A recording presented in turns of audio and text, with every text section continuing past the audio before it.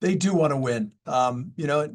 After years of not making the playoffs, you saw some apathy in the fan base. When this team wins, this fan base is great. I mean, the other day they played one of those matinee games. They had 9,000 show up. What they're going through now in Detroit with the Lions having success, the Pistons have the best record in the Eastern Conference, the Tigers made the playoffs, and the Red Wings, now it's been 9 years without making the playoffs.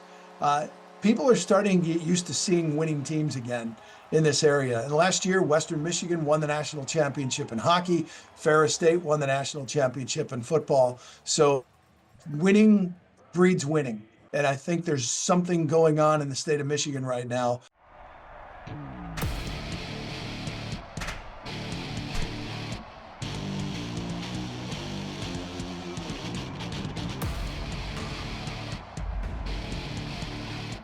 We are switching coasts on the A this week as we dive into the Western Conference and specifically the Central Division. My name is Allie Berube, the host of the A weekly look at the American Hockey League, the stories, players, and coaches making an impact in the second best hockey league in the world. So let's talk about the Central Division, led currently by the Grand Rapids Griffins, who haven't lost a game in regulation through their first 12 games played. It's an incredible pace for the Griffins, who last won the Calder Cup in 2017 and before that in 2013. For perspective on Grand Rapids, we head up north to Wood TV's Jack Doles. Thank you for joining us here on the A. Of course, talking about the Central Division this week, and you got to start with the number one team in the division, the Griffins. What has been working so well so early, off to a 10-0-1 start? Well, Allie, I'll tell you what, they have the top offense in the league, goals per game. They've got the top power play penalty kill in the league, and they're number 4 in the power play. The only thing going wrong, it seems, for the Griffins is they've given up more shorthanded goals than they've given up power play goals this year. But really talented, deep team. They've got 8 veterans on this team. You can only dress 6 per game. So John Leonard, who leads the league in goal scoring with 10 in the first 9 games, he's had to sit for 2 games because they have so many quality veterans. Also, Dom Shine, who's their captain, has had to sit for 2 of the games this year of the 11 they played. So, and he's got 10 points. So really a lot of guys are contributing. There's a lot of depth in this team, and they're just playing really well right now. Great start for the Griffins, best in franchise history. Yeah, we've actually just talked to AHL Commissioner Scott Housen about the vet rule, right? And I think the American Hockey League is so interesting. I know you've covered it for a while. I have too. If you can get the right mix of veterans with the young prospects, it kind of catches lightning in a bottle per se. But part of the vet rule and only being able to dress 6 is that it should be a developmental league that's getting young talent to the NHL. How do the Griffins balance that? Because I feel like every franchise and the NHL-AHL relationship is a little bit different. The Bears have found a lot of success by playing a lot of veterans, so I see why that jumps out to the franchise best start in Grand Rapids. But what is the affiliation like for people who don't follow Griffins hockey closely? No, the Griffins have done, and Red Wings is a Red Wing franchise. And, part of the reason the Red Wings this Griffins team has been better is the Red Wings have been so bad for so long now. They've got a lot of higher picks, and they were actually expecting to have Emmett Finney here this year. They were expecting to have, at the start of the year, Michael Brenzek, Nygaard, who started in the NHL and then has recently come down. He scored 2 goals the other game. And they've also got right up there right now Axel Sandin Pellikka, who was a first-round pick. But veteran-wise, they've got a great mix. 4 defensemen, 4 forwards. The 4 forwards are all having great starts. Austin Watson's one. He's got a lot of NHL experience. Dom Shine, he's been with this franchise for 9-10 years now.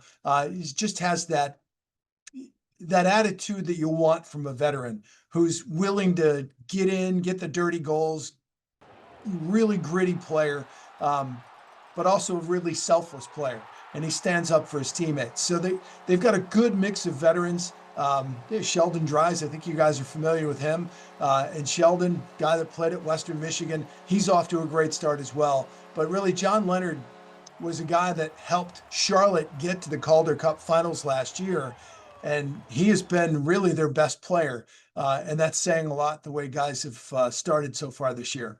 Yeah, we were actually just talking last week with Christian Audi about Charlotte Checkers and their run to the Calder Cup finals. And I said, like, how much momentum, carried over? And he said, none. Like, none of the players are here anymore. And I think to the point of the AHL, right? When you win on this level, teams want winners. And so they go out and they get free agent deals, and the AHL or an NHL team takes a flyer on them.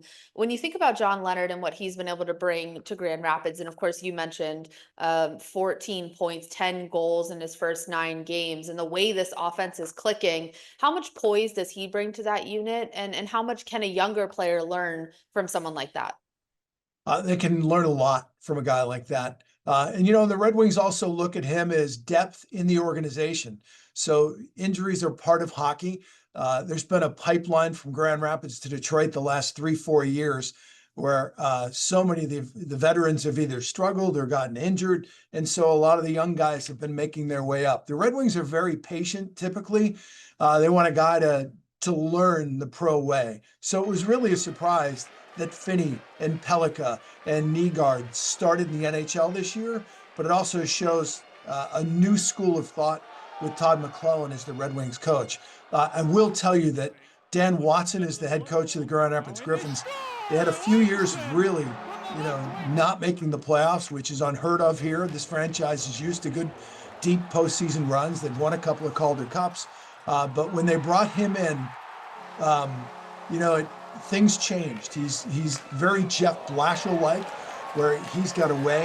The guys they play hard for him, and now they see some organization in the system, and so they've made 2 straight playoffs. They've won some series now, so they feel like they're knocking on the door, and they feel like in the direction they're going that this great start puts them out there as this is a team you're going to have to watch out for come playoff time. We'll see if they can sustain this. We'll see what happens with that pipeline to the NHL. But, we just saw Nygaard score 2 goals on Friday night. Took a couple of games for him to really get his feet wet down here. But now I think he's surrounded by, like you said, really good quality veterans like John Leonard, like Sheldon Dries and Dom Shine, Austin Watson, who can show him what it's going to take to make that next step. He's unbelievably talented. There's another guy, Carter Mazur's only played in 5 games this year. And he's got 4 goals and 6 points. So a lot of young, talented guys who aren't in the lineup every night, which is a good problem to have. Yeah, no shortage of talent there, certainly. And I like that you mentioned the Calder Cups, because it's not too long ago that the Griffins did win one. When you look at how this team gets back to that, it's a long season. Hard to believe. I think we're only about a quarter of the way through the regular season. How do you sustain success? And is that something the coaching staff is focused on? Winning on the AHL level, it's always kind of a controversial topic. They do want to win. After years of not making the playoffs, you saw some apathy in the fan base. When this team wins, this fan base is great. I mean, the other day they played one of those matinee games. They had 9,000 show up. Wow. Which was the biggest matinee game ever. Yeah. But on a Friday night and a Saturday night, we're typically putting about 8,000 to 10,000 in that building in Van Andel Arena. So the fans, they really, and with what they're going through now in Detroit, with the Lions having success, the Pistons have the best record in the Eastern Conference, the Tigers made the playoffs, and the Red Wings, now it's been 9 years without making the playoffs. People are starting to get used to seeing winning teams again in this area. And last year, Western Michigan won the national championship in hockey. Ferris State won the national championship in football. So winning breeds winning. And I think there's something going on in the state of Michigan right now. And we also saw this team make steps the last 2 years. So now we're seeing, okay, they were able to lure in a veteran like John Leonard, who can just score goals. I mean, it's so valuable at this level when you've got somebody that can score consistently. And we've seen that so far from John Leonard. Well, seriously, a very impressive start for the Griffins, and hopefully we're talking with you long into this season. Happy to do that. Happy to talk Grand Rapids Griffins, especially when they're off to a franchise best start. Thank you, Jack. You bet. Let's zoom out and talk about the Central Division standings. Grand Rapids won their 11th game of the season on Wednesday night, jumping out to 11 wins in their first 12 games. The only loss coming in a shootout to Chicago, but had battled back from a 2-goal deficit in that loss. They are the lone team in the American Hockey League still undefeated in regulation. In second in the Central Division, Milwaukee Admirals have 8 wins in their first 12 games. Their goaltender Matt Murray was named the AHL Player of the Week just 2 weeks ago, after allowing just 1 goal on 48 shots in those 2 starts, good for a .979 save percentage. Chicago, hot on their heels with 17 points. They've won 3 of their last 5, and those 2 losses came in overtime. They've scored 42 goals this season and have given up 42. A cool note on the Wolves, who just donated $50,000 to a food pantry to help those in their community battling food insecurity. For me, he's always been an amazing community guy, so we are doing this in Wendell's honor for being inducted to the Hall of Fame. So we're proud to present $50,000 to you guys, and from Don Levin and Chicago Bulls, and this guy. So Congratulations. This is really powerful. Manitoba in 4th in the Central Division with 16 points in 15 games. 5th place, the Ice Hogs, with 16 points through 17 games. But Rockford's got the AHL's second-place points leader, Brett Sini, with 18 through those 17 games. Sini serving up. They score on the rush. The Iowa Wild in 6th place with just 11 points, winning just a third of its games so far to start the year. In last place, a surprising Texas Stars team.